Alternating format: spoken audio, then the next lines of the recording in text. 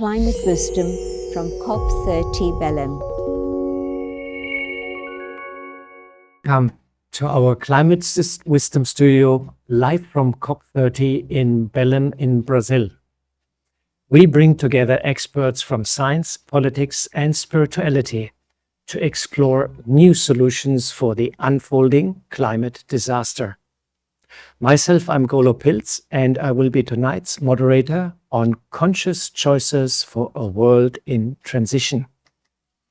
Yesterday, the International Energy Agency published a latest report, and it seems renewable energies are unstoppable and growing faster than other major energy sources. Renewables prices are more than competitive, and the rise in low-carbon electricity is expected to seal the transition away from fossil fuels. This is the good news. Not such a good news is that in a recent interview, Professor Rockström of the Potsdam Climate Research Institute, one of the leading climate scientists, said that we have to capture at least 10 billion tons of CO2 every year from the air to limit global heating to 1.7 centigrade. This costs about $1 trillion per year and might even create other problems. This shows how late we are as a world community in our efforts to keep CO2 levels low. I'm glad to have two experts with me and hope we can shed some light on today's topic, wisdom for a world at crossroads. We have with us Vinícius da Paixão. I hope I pronounce it right.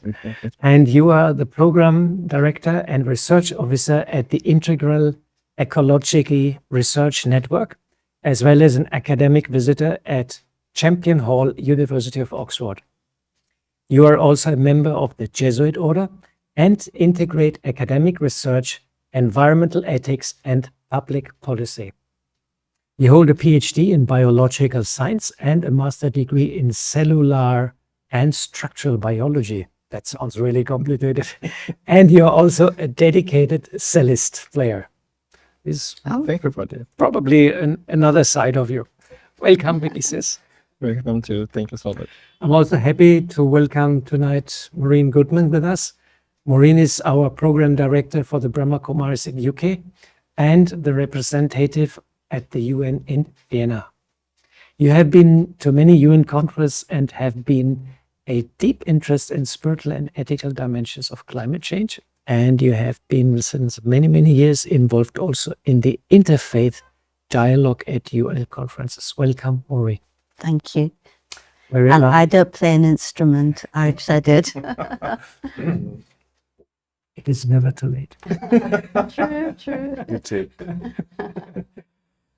This brings us to our first question. Vinícius, please share a bit about your work at Integral Ecology Research Network and what brings you to this climate conference. Thank you for this. Thank you for the invitation, for the effort, for all this happen. Yes, our work in this institute, Integral College, it's a new concept to us. Unfortunately, too late. We need this concept and a little bit more. We had this work to try to connect science, ethics, and religious faith-based organizations to understand how we are speaking about the same thing using different approaches and to connect them and put them in dialogue. So one of our perspective is put this type of approaches in dialogue. Technically, we are speaking about the same thing using different language. That's our knowledge. That's how we really believe in this thing. And we have this institute there and trying to use good science, very good science, and improve we call this fragmentary paradigm.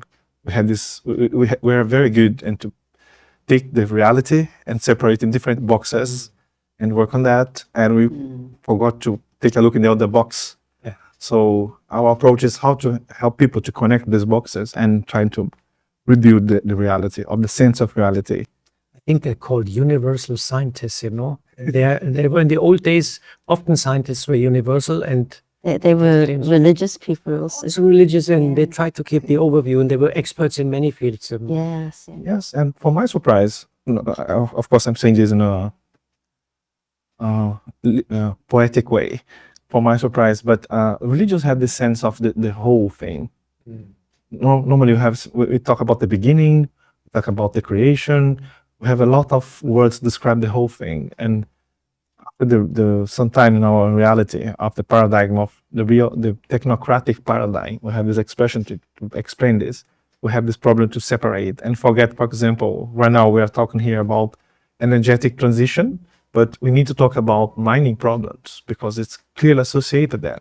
If you start using electric cars, you need battery, and battery need lithium. Lithium came from mining, and mining came from normally Brazil, Africa, and mining, unfortunately, now is not a good thing for local people. So you're originating from Brazil, I'm from Brazil. and what brings you to COP then? Sorry? What brings you to the climate conference?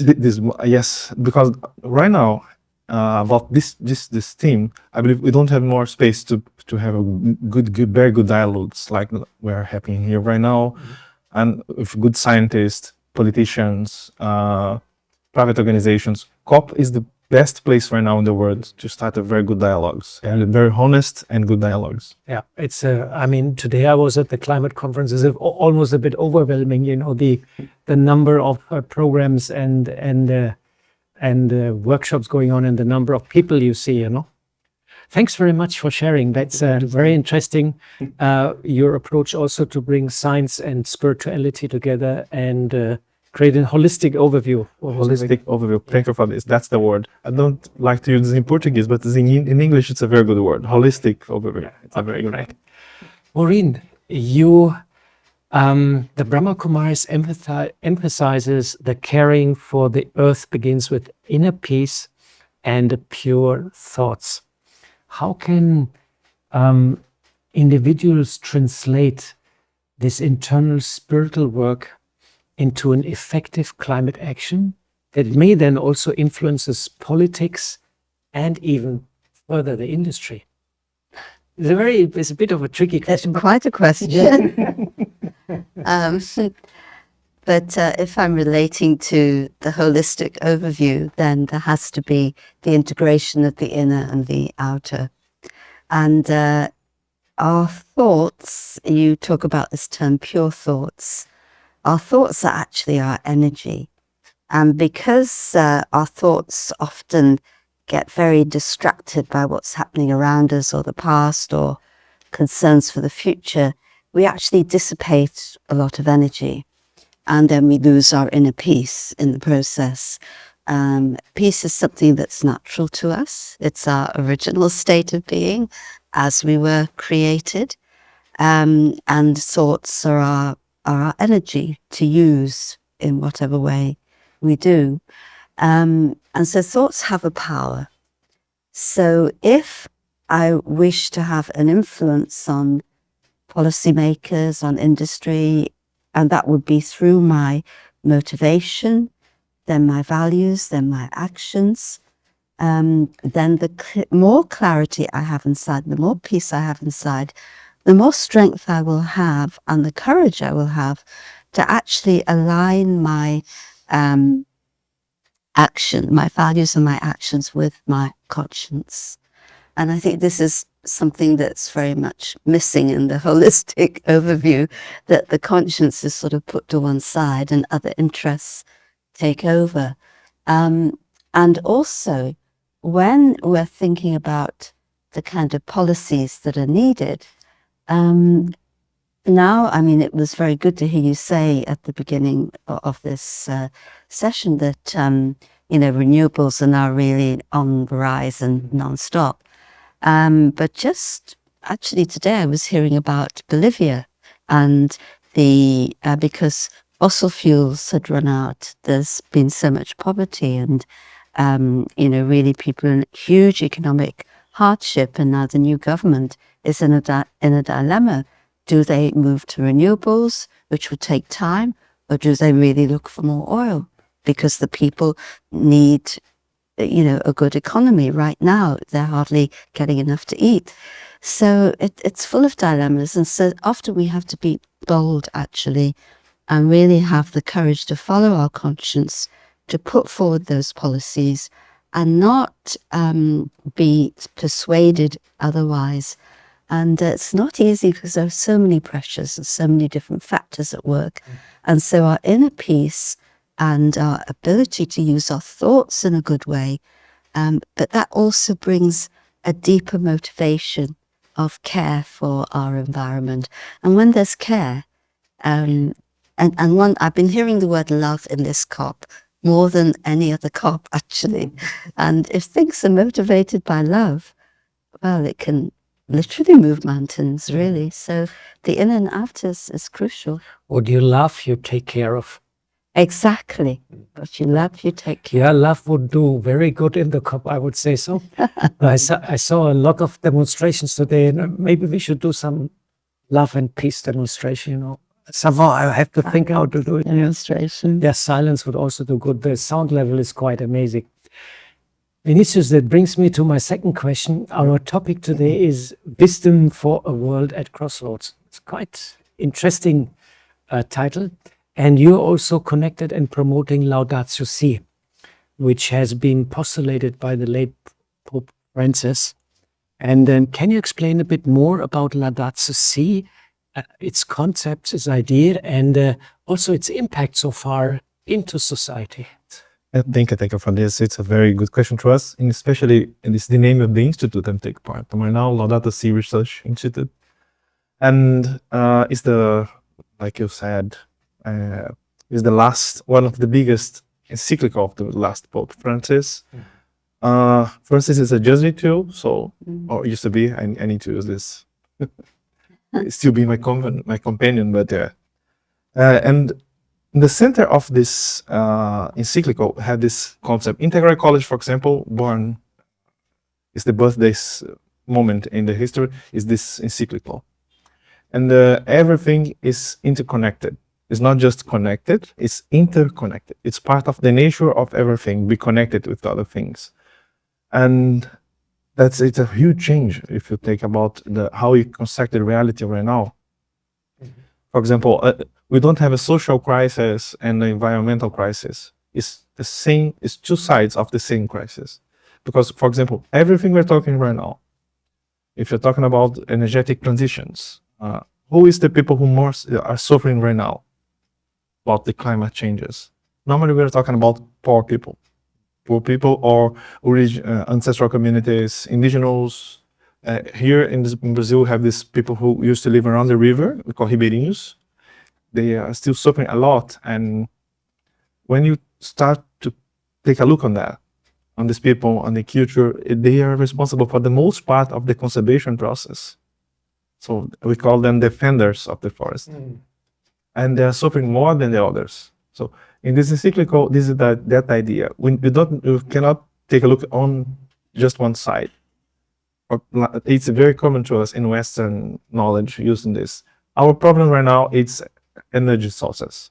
Yes, energetic transition. Energy source. Energy sources, and it's easy to say that okay, you can just leave the fossil fuels and start another source, and it's not that.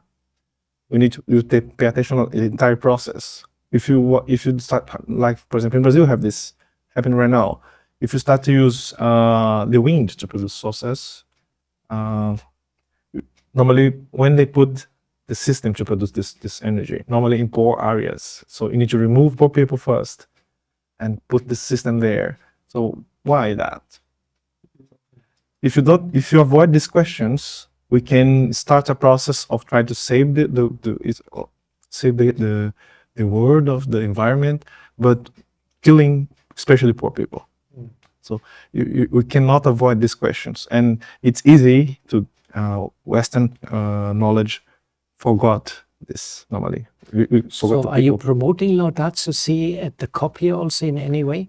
Yes, we try hard. So normally putting together a social movement and scientists, and private companies, social movement, the state, especially justice, and the companies to dialogue because they need to see each other. Indigenous people need to see someone and ask them, why I'm doing with you? What happened here? What happened with you right now, with your community?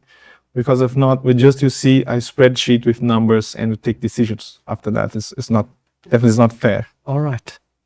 Thanks very much for sharing. So I understand that Laudatio Si sees mostly the interconnectedness of everything, which is a very interesting concept. And of course, a little bit in contrast to our fragmented view of science and of the world, actually, at the moment. You know, we have a lot of specialists, but they often don't talk to each other. Yes, but that's just one thing. It's very important. But now we need to connect them. It's another step, I believe. Great that you're doing this work here at the COP, and I hope you have some good sessions and success. Also, bring different people from different strands on at the round table together. Yeah, we're trying. Thank you so much. Okay. Maureen, in the Brahma Kumaris, we nurture a beautiful vision of a better world. And we also have, interestingly, a cyclic concept of time. And how does that fit in our present situation? Where are we right now? And where are we going from here? A very interesting question. Yeah, really. Where are we now? Where are we going? If we think about a vision, you know, a vision is very important, because if you don't have a vision of something, then what are you working towards and how can you be inspired?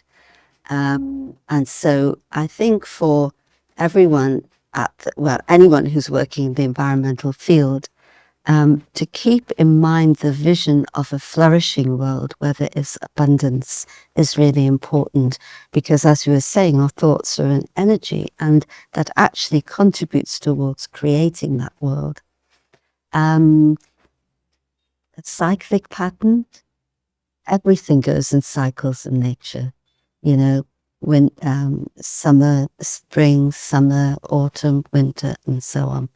And if we were to look at our world in that way, in terms of a cyclic pattern, we know that we don't have to go back too far to see where the world really did have abundance for everybody, and there was enough for everybody to eat and to live well and so on.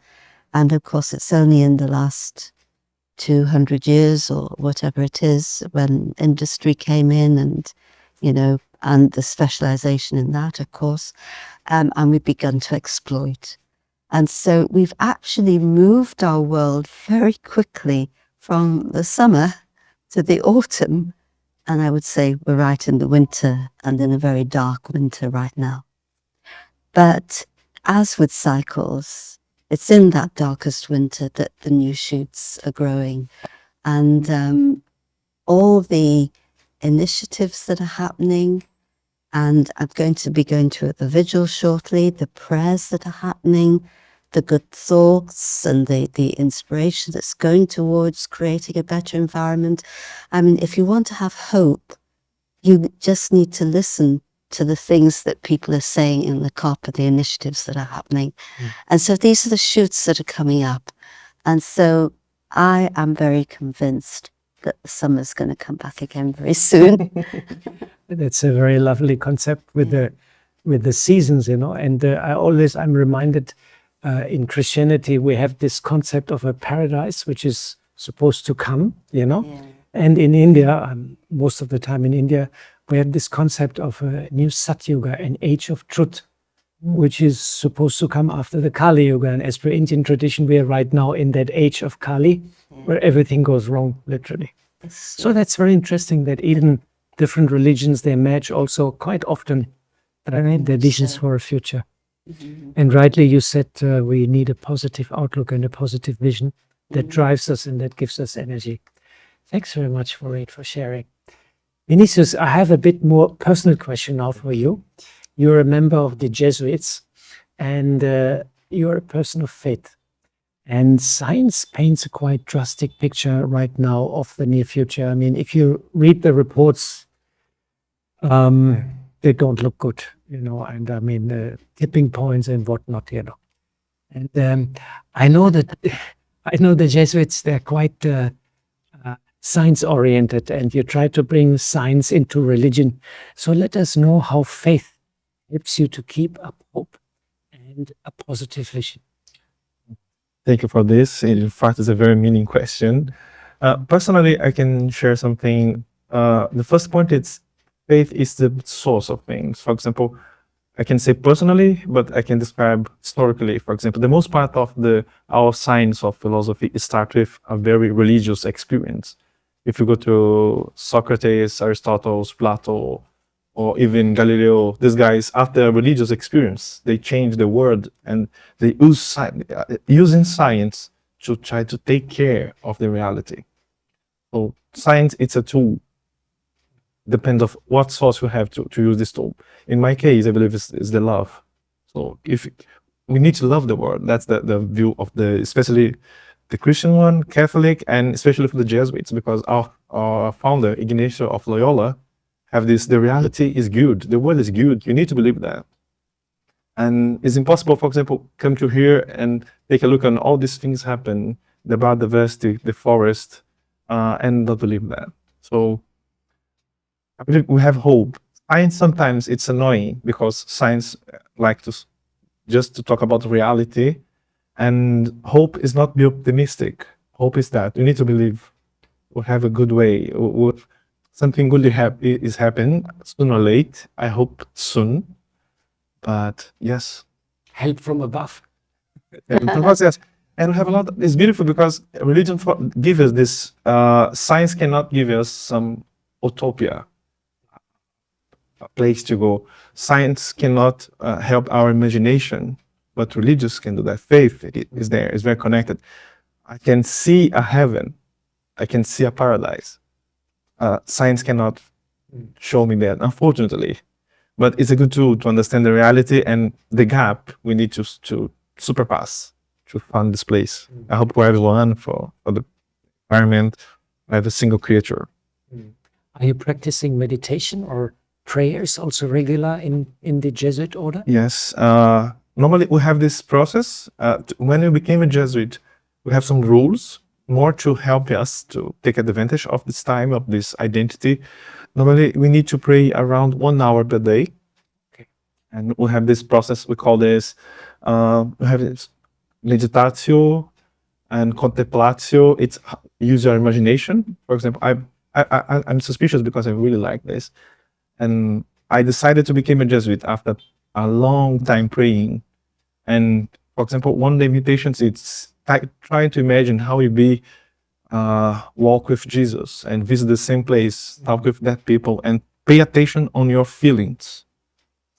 And trying and after to understand the feeling, reflect about that.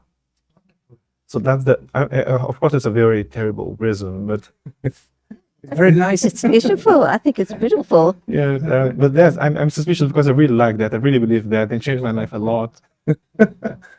and yes, so it's helped us to be connected and the sources. And after the meditation of the prayer, it's impossible to not believe, okay, the creation is good and the reality is good. We have how to do that. We have an experience, and experience usually has a quite good authority. Yeah. Thanks very much for sharing your. This is so much part of this info. So these have been great inspirations for the conference and hopefully also for you, our listeners. And as we're coming close to the end of this session, I would like Maureen to guide us in a short meditation, and maybe you can walk us to paradise, to a beautiful world. Okay. So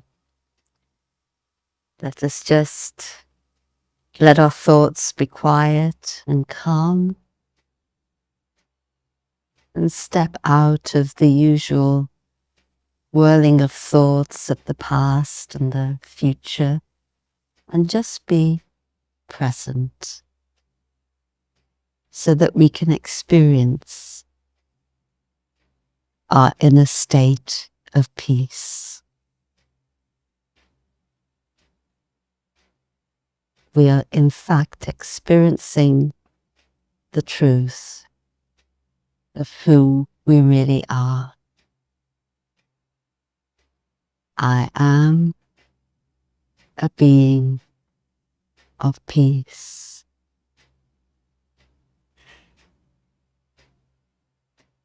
And from this awareness, my thoughts become powerful and strong.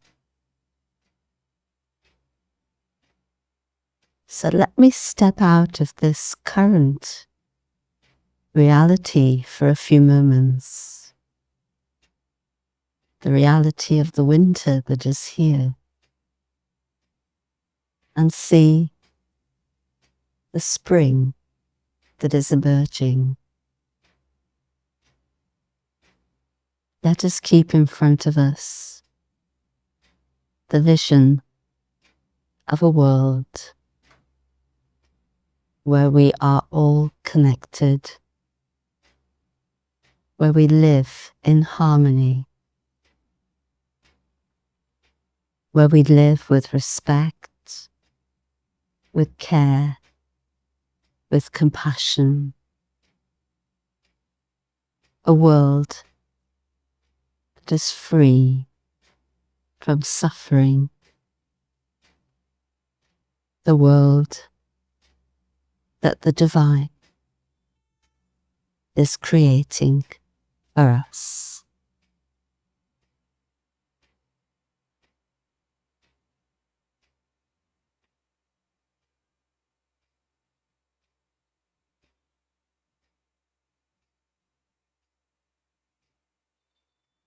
Thank you. Yeah, thanks very much, Maureen. That was a very lovely meditation. I really could feel how the atmosphere was changing towards a very beautiful future. And this brings us to the end of our little panel discussion, our little session here. Thanks a lot to our speakers, Vinícius and Maureen, for coming and sharing your insights. And I hope also you, our viewers, have been inspired and understand one or the other aspect a bit better. Thanks also to our patrons and sponsors and volunteers all around the world who make this Climate Wisdom Studio possible. And please join us tomorrow at the same time for another interesting session of Climate Wisdom. And tomorrow early morning, Brazilian time, we also have an interview with Cristiana Figueiras, the former head of the UNFCCC, which was the architect of the Paris Agreement. That will be also very interesting. So please visit our webpage at echo.brahmakumaris.org/live. Last not least, thanks to all of you for tuning in, for staying with us, and to our global audience. You can also stay tuned in, and we play a short video, and in a couple of minutes we will have part 2 of tonight's session. Goodbye and see you soon from Belém. Hello, welcome and greetings from the climate conference in Belém. And we are right in front of the main entrance, and Brahma Kumaris is represented here with a team of almost 15 people. And inside the climate conference, the negotiations have started 2 days ago.